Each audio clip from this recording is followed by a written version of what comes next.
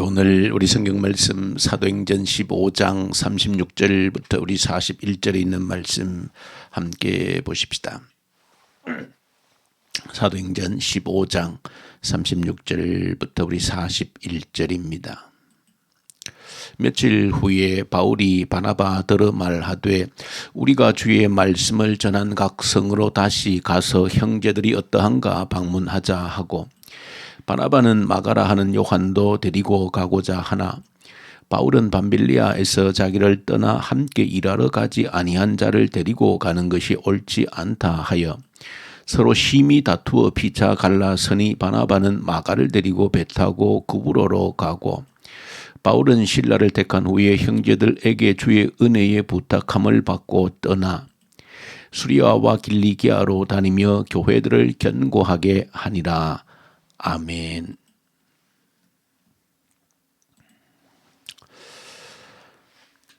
오늘 사도행전 우리 15장을 함께 보게 되어집니다. 사도행전 15장은 바울의 선교 사역 일정으로 보면 1차 선교 사역이 마무리되어지고 이제 2차 선교 사역을 출발하게 되어지는 그 무렵을 기록해 주고 있습니다. 특별히 사도행전 15장은 하나님의 나라가 이 땅에서 확장되어지는 그런 일들, 교회 역사에는 항상 외부에서도 들어오는 온갖 종류의 핍박들이 있다 하는 것을 계속해서 보여주었습니다. 예루살렘 교회가 그러했고 또 바울의 1차 선교 사역에서도 언제나 외부적인 그런 공격들이 핍박들이 고난들이 있었다. 그러나 외부적인 핍박만 고난만 있는 것은 결코 아닙니다. 교회 안에도 갈등과 어려움들이 늘 상존한다 하는 것을 15장을 통해서 보여주고 있습니다. 교회를 구성하고 있는 하나님의 자녀들로 교회가 구성되었다라고 하지만 그러나 교회는 불완전한 역시 여전히 불완전한 인간들이 모여진 곳입니다. 그래서 이 땅 눈에 보이는 지상교회라고 하는 것은 그 특징이 불완전함입니다. 온전하지 않습니다. 보이지 않는 교회, 저 천상, 천국의 교회는 온전한 교회이지만 그러나 이 땅에 저와 여러분들이 눈에 보는 이 교회라고 하는 것은 여전히 불완전함을 가지고 있는 사람들의 모임이기 때문에 항상 갈등과 문제가 있다는 것을 저와 여러분들이 기억하셔야 됩니다. 그래서 사도행전 15장은 교회 안에 이런 갈등과 분열 이런 일들이 일어날 때 어떻게 지혜롭게 해결하는가 하는 것을 보여주는 것이 이 사도행전 15장의 중요한 내용입니다. 크게 전반부에는 교회 안에 이제 어떤 큰 문제, 그 이방인들이 주께로 돌아오는 그런 문제를 해결하는 것을 보여줍니다. 거기에 큰 결론으로 보시면은 진리 문제가 아니면 서로가 양보하고 있는 모습을 보여주고 있습니다. 중요한 진리 문제가 아니면 한 발 양보해서 타협점을 찾아서 결론을 내는 지혜로운 모습을 보여주고 있습니다. 방법적으로는 얼마든지 한 발 양보할 수 있다 하는 것을 보여줍니다. 진리가 아니면 한 번쯤 한 발 양보해서 서로를 품어주고 서로를 포용해주고 서로를 조금씩은 인정해주고 하는 것으로서 이 문제를 해결하고 있는 모습을 전반부에서 보여줍니다. 오늘 이 새벽에 잠시 좀 주목해서 보고자 하는 것은 후반부의 개인적인 갈등과 문제입니다. 그것은 바로 위대한 사역자 바울과 바나바 사이에 일어났던 그런 문제입니다. 그래서 사실은 성경을 묵상하는 저와 여러분들에게도 사실은 이 불편한 진실처럼 기록되어져 있는 것이 오늘 본문에 있는 말씀입니다. 그것은 그 위대한 사도 바울과 또 참 그 위대한 하나님의 사람 바나바가 심히 다투었다 그렇게 기록되어져 있기 때문에 사실은 이 말씀을 읽으면서도 이 말씀 성경 말씀을 또 사랑하고 묵상하는 하나님의 사람들에게는 마치 불편한 진실처럼 솔직히 다가오는 것이 사실입니다. 어떻게 저 위대한 사도 바울과 바나바가 흔히 우리가 상상하듯이 심히 다투었다 그러니까 우리 머릿속에 떠오르는 그런 잔상들이 있는 것이죠. 심히 다투었다, 싸웠다 그런 말이거든요. 그래서 불편하게 다가오는데 그러나 조금 더 내용을 우리가 살펴보면 우리가 생각하는 그런 불편한 진실은 전혀 아니다라고 하는 것을 다시 한 번 더 깨닫게 되어지고, 이건 역시도 교회 안에서 개인적인 이런 갈등들을 어떻게 지혜롭게 극복했는지를 보여주고 있는 너무나도 중요한 교훈을 우리에게 가르쳐주고 있다는 사실을 저와 여러분들이 기억하셔야 됩니다. 교회 안에는 어느 정도 어떤 집단적인 갈등이 있을 수도 있지만은 특별히 개인적인 갈등들이 끊임없이 많이 일어나는 곳이 사람이 모인 곳이기 때문에 그러합니다. 그래서 이 바울과 이 바나바의 이런 갈등을 어떻게 지혜롭게 극복하는가라고 하는 것은 저와 여러분들이 너무나도 중요한 것이다. 먼저 우리가 조금 살펴야 될 것은 바울이 지금 이제 2차 선교 사역을 출발하는 그런 출발점에서 생긴 문제입니다. 근데 바울의 지금 2차 선교 사역은 1차 선교 사역을 출발할 때와는 큰 차이점이 있습니다. 1차 선교 사역은 성령께서 친히 주관하신 일로 기록되어져 있습니다. 성령께서 바울과 바나바를 따로 세우게 하셨고 구별해서 파송하도록 그렇게 인도하셨고, 그 성령의 인도에 따라서 안디옥 교회는 금식하고 기도하고 그 안디옥 교회가 바울과 바나바를 선교사로 파송하고 있는 그런 1차 선교 사역의 출발을 보여주는데, 반해서 2차 선교 사역은 성령의 주관적인 주도적인 그런 인도도 없었고, 또 안디옥 교회가 우리가 다시 파송한다라고 하는 그런 파송도 없었습니다. 2차 선교 사역은 오로지 바울 개인의 작정과 계획과 결단에 의해서 이루어지고 있다라고 하는 것을 보여주고 있습니다. 크게 보면 바울의 2차 선교 사역에 여러 가지 사역들이 많이 일어났지만, 크게 보면 2차 선교 사역은 이 2차 선교 사역을 통하여서 사실은 바울이 오늘날 우리에게 알려진 저 유럽이라고 하는 곳으로 복음이 들어가게 되어지는 그 역사가 바울의 2차 선교 사역을 통해서 일어나게 되어진 것입니다. 그러니까 이 바울의 개인적인 이 결단에 의해서 유럽이 새로운 역사가 시작되어졌다, 그렇게 해도 과언이 아닌 것이죠. 그러니까 바울은 사실은 이 2차 선교 사역의 출발의 결단이라고 하는 것은, 사실은 보면 이 안디옥 교회는 오늘날로 굳이 비유하자면은 바울의 입장에서는 이 안디옥 교회의 담임 목사와 같은 역할을 했던 사람입니다.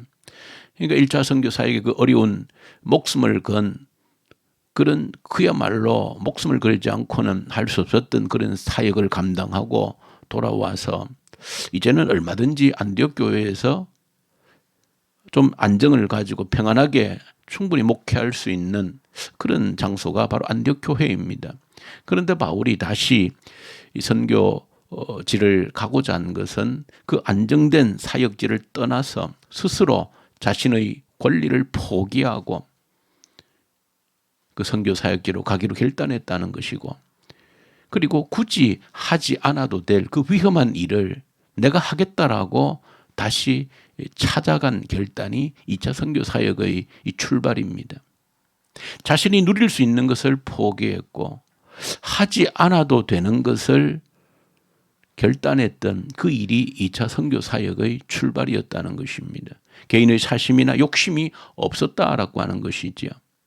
자신의 어떤 유익을 위해서, 보다 나은 자신의 삶을 위해서 결단한 2차 선교 사역의 출발점이 전혀 아니라고 하는 것입니다. 왜냐하면 이런 바울의 결단의 의도를 알아야 이 바울과 바나바가 다투었다라고 하는 근본적인 의미를 여러분들이 새롭게 찾아낼 수 있는 것입니다. 그래서 바울이 그러한 자신의 권리를 포기하고 하지 않아도 될 그 위험한 일을, 그 고난의 길을 스스로 하기로 작정하고 결단했다는 것입니다. 이 바울의 결단 속에 사실은 크게 들여다보면 모든 인류의 인간들이 안고 있는 근본적인 문제 해결의 열쇠를 이 바울의 결단 속에 다 가지고 있는 것입니다. 무슨 얘기입니까? 아무리 정치적으로, 경제적으로, 노력해도 이 땅의 죄인들이 해결할 수 없는 문제가 뭡니까? 이 자본주의가 병폐가 생기는 근본적인 이유는 내가 가진 권리를 놓치지 않겠다는 겁니다. 내 손에 쥔 것은 내 것이라고 하는 그 권리를 절대 포기하지 않겠다기 때문에 자본주의에 문제가 있는 것이고, 공산주의의 문제 안 되는 것은 내가 해야 될 일이 아니면 안 하겠다는 것입니다. 그러나 바울은 내가 해야 될 의무가 없는 일이지만은 그 일을, 위험한 그 일을 하기로 작정했다는 것입니다. 그러니까 바울의 이 결단 속에는 인간들의 근본적인 병폐, 자본주의의 병폐도 공산주의의 병폐도 극복하고 있는 그런 모습을 이 한 개인의 결단 속에서 그대로 보여주는 것입니다. 자, 이런 결단으로 바울은 2차 선교 사역을 출발하고자 한 것입니다. 바나바는 어떤 사람입니까? 사실은 바나바가 이 사도행전에서 오늘 본문의 모습으로 사도행전에서 사라집니다. 그런데 우리가 자칫 이 불편한 진실처럼 바울과 바나바가 싸우고 사라졌다 하는 것으로 우리가 바나바의 마지막 모습을 기억한다라고 하면 굉장히 아쉬운 것이죠. 그러나 그런 불편한 진실처럼 바나바가 그런 행동으로 이 사도행전 역사에서 사라진 것은 전혀 아니다라고 하는 것입니다. 바나바가 어떤 사람입니까? 사도행전 5장에서부터 4장에서부터 등장하는데 그야말로 위로의 아들이라고 하는 별명을 가지고 있지 않습니까? 그 본명은 요셉입니다. 너무 사람을 품고 위로하는 은사가 특출했기 때문에 그 이름을 위로의 아들이다라고 하는 뜻으로 바나바라고 하는 이름을 지어준 것입니다. 그는 오순절 그 성령 역사에 동참했던 사람이고 자신의 재산을 팔아서 하나님께 불쌍한 사람들을 위해서 내어놓았던 그런 사람입니다. 모두가 바울을 불신했던 그때에 바울을 기꺼이 품어주었던 사람이 바로 바나바입니다.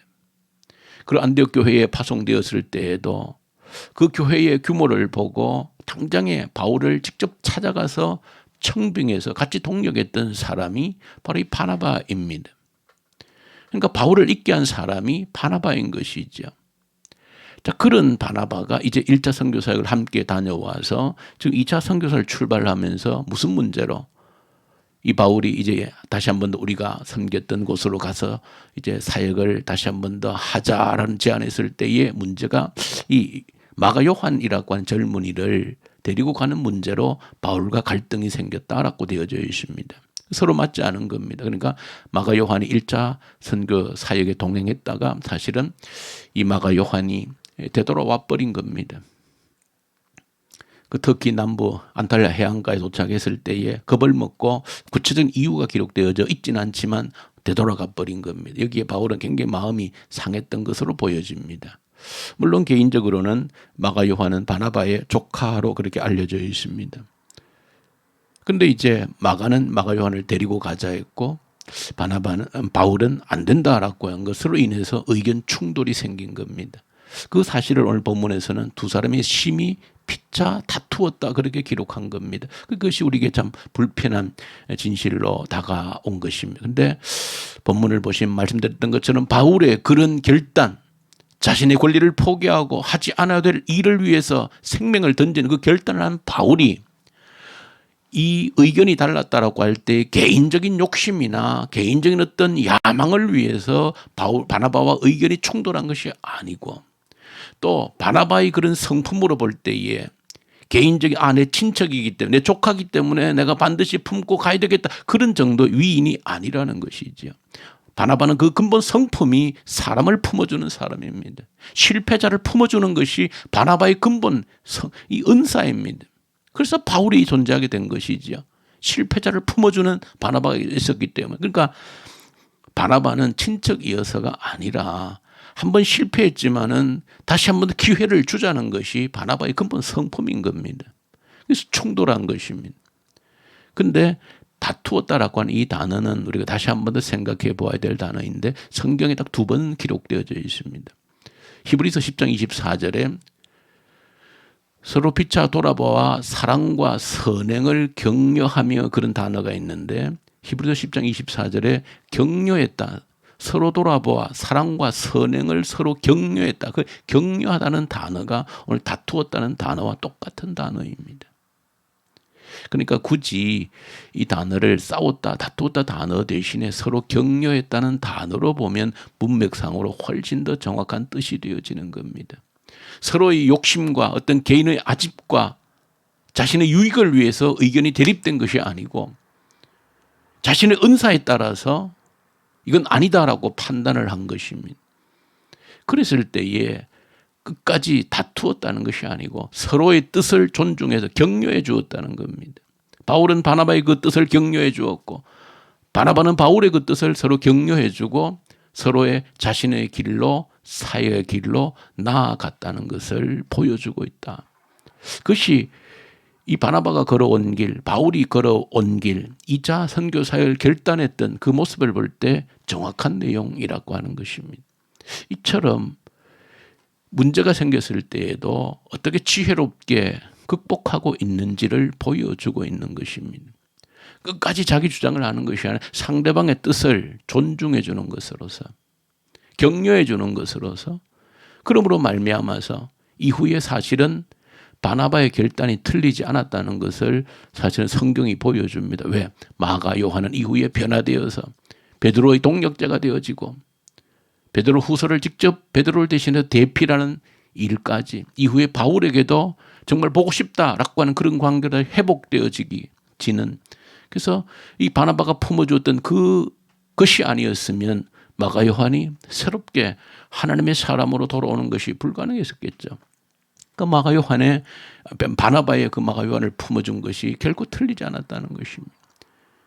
그리고 바울 역시 자신의 길을 그렇게 갔을 때에 그 유럽을 새롭게 하는 그 역사를 이룬 것은 바울의 결단이 틀리지 않았다는 것을 보여주고 있는 것이죠. 어쨌든 서로가 의견이 다를 때에도 끝까지 다투는 것이 아니라 서로의 의견을 존중해 줄 때에 놀라운 하나님의 역사는 계속되어진다라고 하는 것을 보여주고 있는 것입니다. 그저 뜻이 다르다는 것 때문에 서로에게 상처를 주고 그래서 결국 이 일도 안 돼 저 일도 안 되고 하나님 나라 일을 망치는 그런 미련하고 어리석은 자들이 아니었다는 것입니다.